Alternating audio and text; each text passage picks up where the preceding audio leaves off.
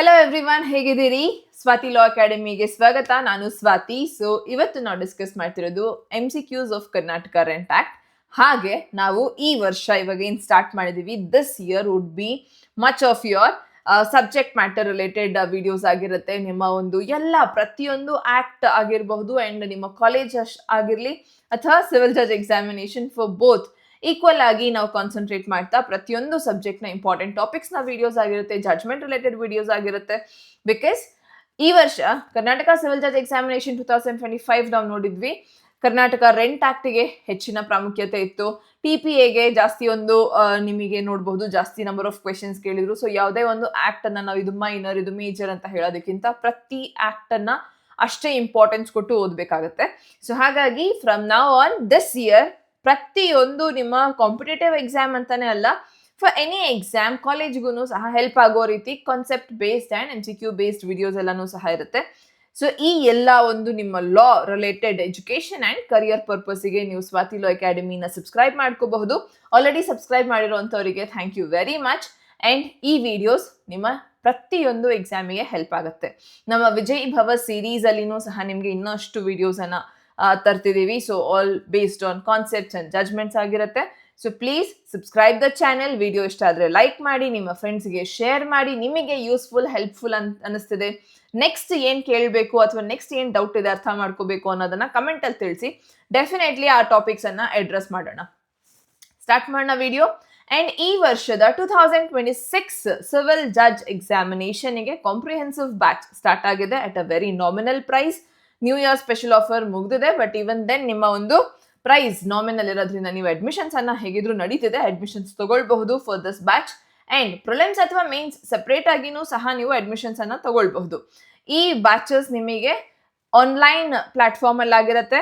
swatilaw.com visit ಮಾಡಬಹುದು ನೀವು, ಅಥವಾ ಸ್ವಾತಿ ಲಾ ಅಕಾಡೆಮಿ ಅಪ್ಲಿಕೇಶನ್ ಅನ್ನ ಇನ್ಸ್ಟಾಲ್ ಮಾಡಿಕೊಂಡು ಅಪ್ಲಿಕೇಶನ್ ಅಲ್ಲಿನೂ ಸಹ ನೀವು ಅಡ್ಮಿಷನ್ಸ್ ಅನ್ನ ತಗೊಳ್ಬಹುದು. ಈ ಬ್ಯಾಚಸ್ ಸ್ಟಾರ್ಟ್ ಆಗ್ತಿರೋದು 15th of January ಇಂದ ಸ್ಟಾರ್ಟ್ ಆಗ್ತದೆ. ಬ್ಯಾಚಸ್ ಡೈಲಿ ಲೈವ್ ಲೆಕ್ಚರ್ಸ್ ಆಗಿರುತ್ತೆ. ಸೊ ಹಾಗಾಗಿ ಪ್ರತಿಯೊಬ್ಬರಿಗೂ ಸಹ ಈಗ ಎಕ್ಸಾಮಿಗೆ ಅಪಿಯರ್ ಆಗಬೇಕು ಅಥವಾ ಜುಡಿಷಿಯರಿ ನಿಮ್ಮ ಒಂದು ಟಾರ್ಗೆಟ್ ಅನ್ನೋದಾದ್ರೆ ಈ ಎಕ್ಸಾಮ್ ನಿಮಗೋಸ್ಕರ ಈ ಒಂದು ಬ್ಯಾಚ್ ಸ್ಟಾರ್ಟ್ ಆಗಿದೆ. So start with your preparation journey. ವಿಡಿಯೋನ ಸ್ಟಾರ್ಟ್ ಮಾಡೋಣ.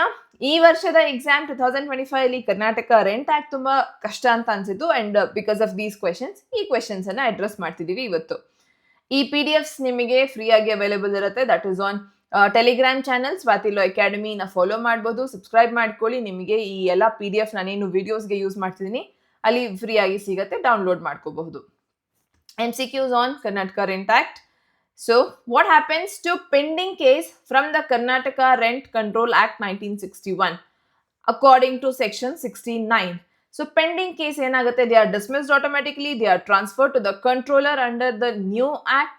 ಆನ್ಸರ್ ನಿಮಗೆ ಇದೇನೆ. ಅಂಡ್ ಒಂದು ವಿಷಯ ನೆನಪಿರ್ಲಿ, ನಾವು ವಿಡಿಯೋಸ್ ಮಾಡ್ತಿರೋದು ನಿಮಗೆ ಬೇರೆ ಆಕ್ಟ್ ಇಂದ ಆಗಿರುತ್ತೆ. ಅಷ್ಟೇ ಅಲ್ಲ, ನಿಮ್ಮ ಒಂದು ಕ್ವೆಶನ್ ಪೇಪರ್ಸ್ ಏನ್ ಸೆಟ್ ಆಗಿರುತ್ತೆ ಅದನ್ನು ಸಹ ಬೇರೆ ಆಕ್ಟ್ ನ ಬೇಸಿಸ್ ಮೇಲೆನೆ ಆಗಿರುತ್ತೆ. ಸೊ ಯಾವುದೇ ಪ್ರಶ್ನೆಗೆ ಬೇರೆ ಆಕ್ಟ್ ಅಲ್ಲಿ ಏನ್ ಆನ್ಸರ್ ಇದೆ ಅದೇನೇ ಕರೆಕ್ಟ್ ಆನ್ಸರ್ ಇರುತ್ತೆ. That would be the final answer. So ಹಾಗಾಗಿ always refer to your Bail Act, start reading your Bail Act. So next, what is the maximum penalty for middlemen or estate agents who fail to submit statements under section 21 of Karnataka Rent Act? ಎಷ್ಟು maximum penalty ಈ question ನಮ್ಮನ್ನ ಕೇಳಿದ್ರು. And the penalty would be ₹1,000 ಆಗಿರುತ್ತೆ. According to section 54 clause 3 and sub clause B of the Karnataka Rent Act, middleman or agent failing to submit required statement ಅಂತ ಹೇಳುವಾಗ ಅವರಿಗೆ penalty would be ₹1,000. What penalty is imposed if the landlord relets the premises in contravention of 35 of Karnataka Rent Act? So ಇದು subletting related ಆಗಿರುತ್ತೆ. And ಇದರಲ್ಲಿ ನಮಗೆ fine ವಿಧಿಸಬಹುದು up to ₹5,000 or double the rent received after reletting ಅಥವಾ subletting ಅನ್ನ ಮಾಡಿದ್ರೆ. ಮರು ಬಾಡಿಗೆನ ಕೊಡುವುದನ್ನ ನಾವು ರೀಲೆಟಿಂಗ್ ಅಂತ ಹೇಳ್ತಿರೋದು. And it attracts a fine. So what happens if a tenant fails to re-enter the premises after repairs and are completed under section 36 of Karnataka Rent Act? So tenant, if in case the owner has taken the property, ಅದರ ಒಂದು premises ನ alteration etcetera ಇದೆ and ಮತ್ತೆ ಅವರು tenant ವಾಪಸ್ ಬರ್ತಿಲ್ಲ ಅಂತ ಹೇಳುವಾಗ tenant forfeits the right to re-entry. So ಅವರು ಅವರ ರೈಟ್ಸ್ ಅನ್ನ ಕಳ್ಕೊಳ್ತಾರೆ ಅಂಡರ್ ಸೆಕ್ಷನ್ 36.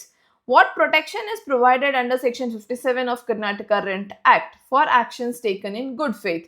ಗುಡ್ ಫೇತ್, ಸದುದ್ದೇಶದಿಂದ ಮಾಡಿರುವಂಥದ್ದು, ಒಳ್ಳೆ ಉದ್ದೇಶದಿಂದ ಮಾಡಿರುವಂತಹ ಒಂದು ಕೆಲಸಕ್ಕೆ ಏನು ಆಕ್ಷನ್ಸ್ ಅನ್ನ ಕಾಣಬಹುದು? So the protection from legal action, ಅವರಿಗೆ ಪ್ರೊಟೆಕ್ಷನ್ ಸಿಗುತ್ತೆ, ಯಾವುದೋ ಒಂದು ಲೀಗಲ್ ಆಕ್ಷನ್ ಅನ್ನ ತಗೊಳ್ಳೋದಕ್ಕೆ ಆಗೋದಿಲ್ಲ, because it was done in good faith. What power do controllers have under section 56 of Karnataka Rent Act 1999? It be considered public servants. So controllers under section 56 are considered public servant, giving them certain legal status and protections. Next, what is the status of orders passed by the court for controller under section 63 of Karnataka Rent Act? Yenu power. They are final and cannot be questioned. So adana now question madadikagadilla, those would be the final.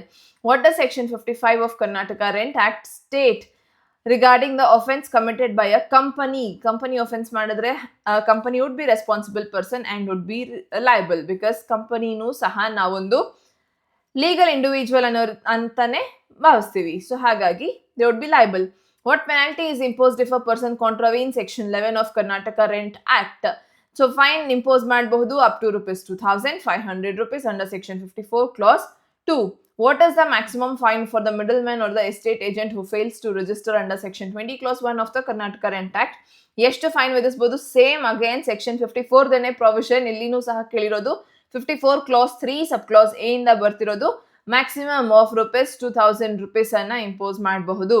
And this is 10 questions of Karnataka Rent Act. ಈ ವರ್ಷ ನಿಮಗೆ ಬಂದಂತ ಪ್ರಶ್ನೆಗಳಿವು, which was important and ಕಷ್ಟ ಅಂತ ಅನಿಸಿದಂಥ ಪ್ರಶ್ನೆಗಳಾಗಿತ್ತು, because ನಾವು ಓದಿರ್ಲಿಲ್ಲ, ಅದಕ್ಕೆ ಕಷ್ಟ ಆಗಿತ್ತು. ಬಟ್ ಸಿನ್ಸ್ ಓದಿದ್ರು ಸಹ ಅದು ಒಂದು ನೋಡ್ಕೊಂಡಿದ್ವಿ, ಇದು ಇಂಪಾರ್ಟೆಂಟ್ ಅಂತ ಹೇಳಿ ಕನ್ಸಿಡರ್ ಮಾಡಿರ್ಲಿಲ್ಲ. But then since it was asked in exam, so ಮುಂದಕ್ಕೆ ಪ್ರತಿಯೊಂದು ಸೆಕ್ಷನ್ ನಿಮಗೆ ಅಷ್ಟು ಇಂಪಾರ್ಟೆಂಟ್ ಅಂತ ಹೇಳಿ ಓದಬೇಕಾಗತ್ತೆ. So that is it for video. ನೀವು ನೆಕ್ಸ್ಟ್ ಫರ್ದರ್ ಯಾವ ಸಬ್ಜೆಕ್ಟ್ ಅಥವಾ ಇನ್ಯಾವುದಾದ್ರೂ ಟಾಪಿಕ್ಸ್ನ ಕಷ್ಟ ಅಂತ ಅನ್ಕೊಂಡಿದ್ರೆ ಆ ಸ್ಪೆಸಿಫಿಕ್ ಟಾಪಿಕ್ಸನ್ನು ನಾವು ಡಿಕೋಡ್ ಮಾಡಬಹುದು.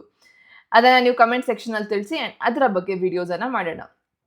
ವಿಡಿಯೋ ಇಷ್ಟ ಆಗಿದ್ರೆ ನೀವು ಚಾನಲ್ನ ಸಬ್ಸ್ಕ್ರೈಬ್ ಮಾಡ್ಕೊಳ್ಳಿ, ನಿಮ್ಮ ಫ್ರೆಂಡ್ಸ್ ಒಟ್ಟಿಗೆ ವಿಡಿಯೋನ ಶೇರ್ ಮಾಡಿ ಅಂತ ಹೇಳ್ತಾ, thank you very much for watching video till the end. Thank you.